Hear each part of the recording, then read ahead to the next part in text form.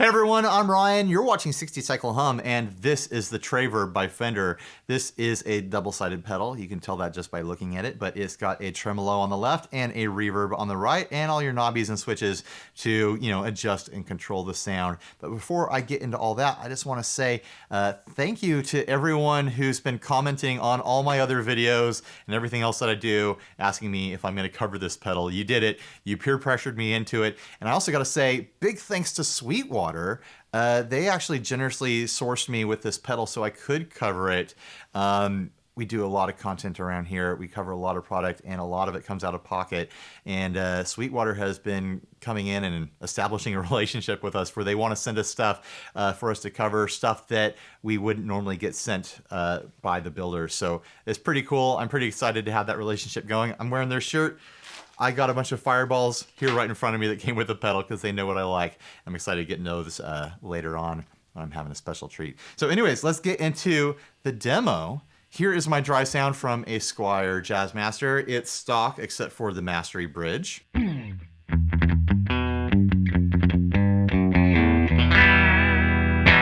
Bone dry right there. So, I mean, the thing that people are going to ask me about this because of the the reverb centric content I've had on this channel before is, does it drip?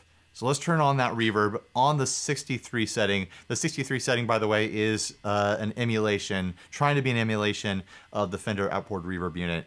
Let's see if it drips.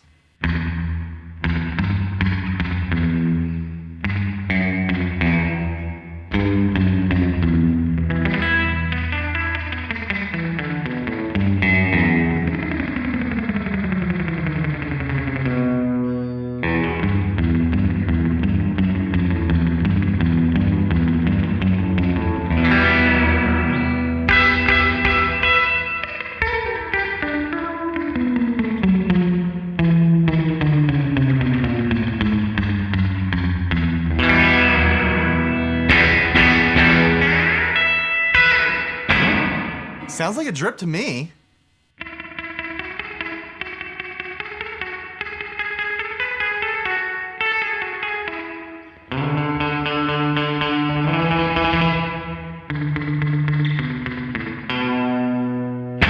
Actually, it sounds really nice.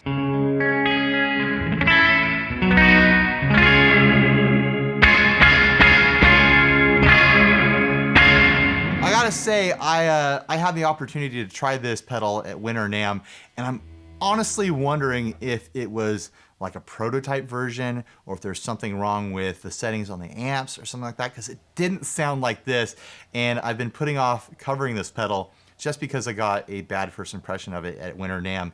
But things are notorious for being prototypes and not being all the way hashed out at Winter NAMM, so maybe that was the case, or maybe it was user error. Maybe I didn't have the time to sit and like really dial it in and find the sounds. But it's pretty easy to dial in here at home. I haven't had any issues with it, so I don't know what was going on. All right, let's check out the range of some of these controls. I'll get to the switch later. I want to show off the range of this 63 setting.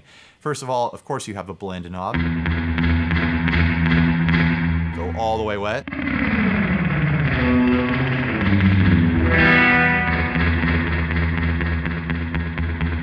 I like it right about there, but of course it goes all the way dry too. You got a tone control, of course. Turn that all the way up. The middle position. All the way down.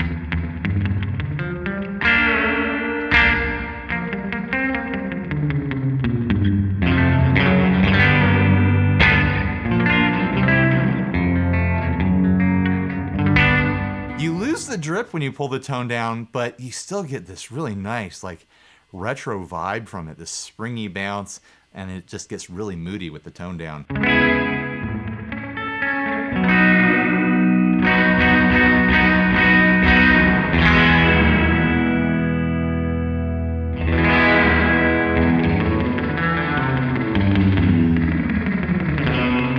Yeah, it's plenty surfy. It sounds great.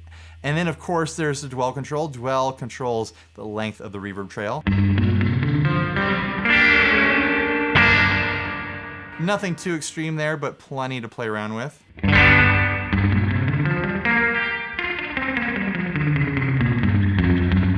nice like slapback splash there.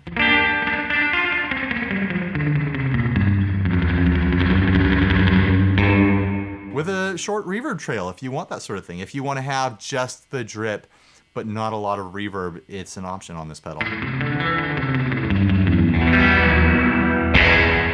It sounds great. It sounds surfy to me.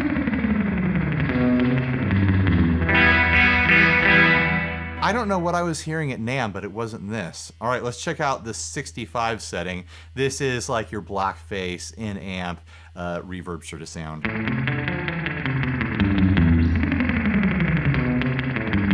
I would honestly have trouble picking between this and the 63 sound for a surf set, because it does have this nice like sweet drip to it. It's not as over the top or as like EQ present sound as the 63 setting, which is doing a pretty decent job of mimicking the actual unit. I've got one on my amp back there, but that 65 setting is pretty sweet, and the drip is there too.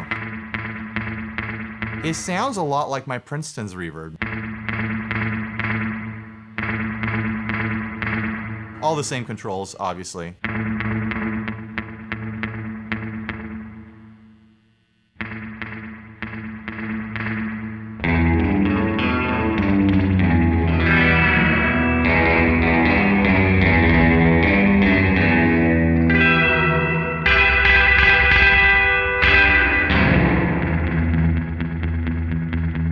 Let's check out that plate setting now.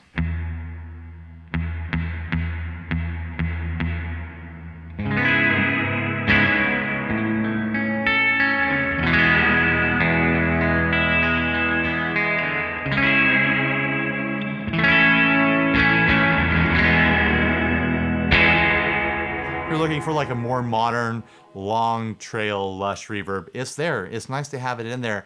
I like to use plate in live settings. I just don't ever feel like, you know, like I have a pedal where like, oh, this has got the best plate sound. I feel like plates are always kind of like about the same thing. You know, argue with me. Tell me down in the comments that you think certain plates are better than others. All right, I'm gonna throw that back on the, let's put it on the 65, and now we'll mess around with the tremolo setting.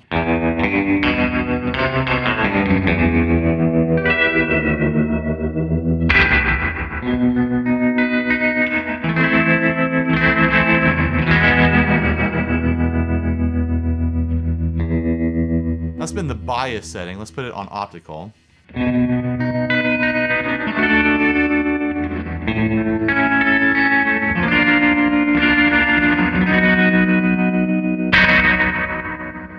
And here is the harmonic tremolo.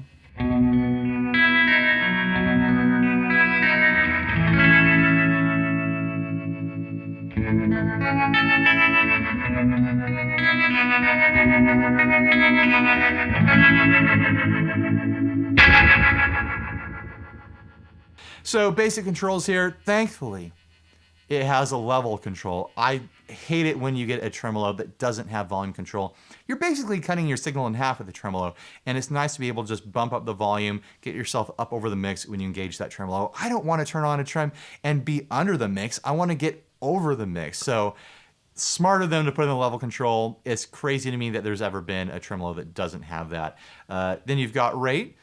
Easy to understand. You've got a flashing LED there to tell you how fast it's going. No fancy pants extra settings here with tap tempo or anything like that. No waveform shapes other than what you get from the difference between optical and bias, obviously. And then you get a depth control. You can turn that all the way down if you want for no tremolo.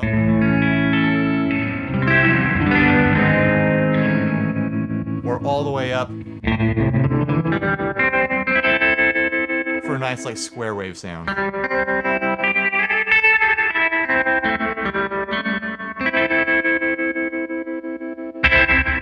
Now, by the way, normally in a video when I'd say you can turn it all the way down to turn it off, I'd be like, why would you do that? But there's actually a reason to do that with this pedal. On the back switch, on the back plate here, there is a switch that allows you to change the order, which swaps the tremolo in front of the reverb. Now with the depth all the way down, you can use this as a volume boost to have like two different settings on your reverb.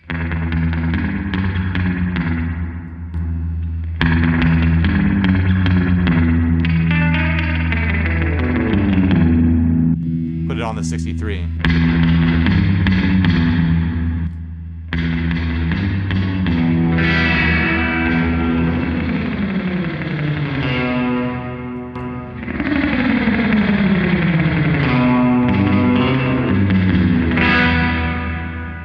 And yes, it boosts the volume, but it also hits that splashy reverb just a little bit harder, changes the dynamics of the drip a bit. Could be a useful thing. I mean, you can also keep that post reverb and just use it as a boost if you want to do that. But it's a nice little extra feature there. Maybe you don't want a tremolo. Maybe you want to boost that at that place in your signal, and you've got it. Another thing, this is very important. This is, I'm just so glad they put this in here. There's another switch up here. Turns off those LEDs. Oh man, those wily LEDs, they're just gonna blind you in the knobs there. Actually, honestly, I think it's fine, I think it's cool, but it's not like it turns off all the LEDs, it just turns off these knobs, and I think it's cool that the knobs have LEDs, so I guess it's fun that they put the option in there, but I'm kind of like, I'm gonna leave them on. Other than that, you've got stereo here, so you can use this in your stereo signal if you've got a stereo rig. A lot of people love that in Reverb. I don't think it actually does any stereo like panning effects or anything like that. It just allows you to pass a stereo signal through it. Thanks for watching. Thanks to Sweetwater for sourcing us with this pedal. I'm looking forward to having a continuing relationship with them. We've actually got another pedal in here that I'm going to release soon. Stay tuned in the future. I'm going to shoot this out with a bunch of other drippy, surfy reverb pedals that I have around. I have a pile of them now. I've done those videos in the past, and the next one is gonna be intense. I might have to spend like 3 days working on it. That's how intense it's gonna be. So anyways, stay tuned for that. Like, subscribe, dislike, leave me your nasty comments. You know the whole drill. Support us on Patreon. Click the links for Sweetwater. You know, send a thank you to them for doing this big thing for us. Click the links to go check out other Fender stuff, I guess. You know, stay tuned for this awful, slippery, drippy little jam I'm going to play at the end. I don't even know what I'm going to do yet, but I'm sure it's going to be fun. Bye, everybody. Oh, and stay grounded.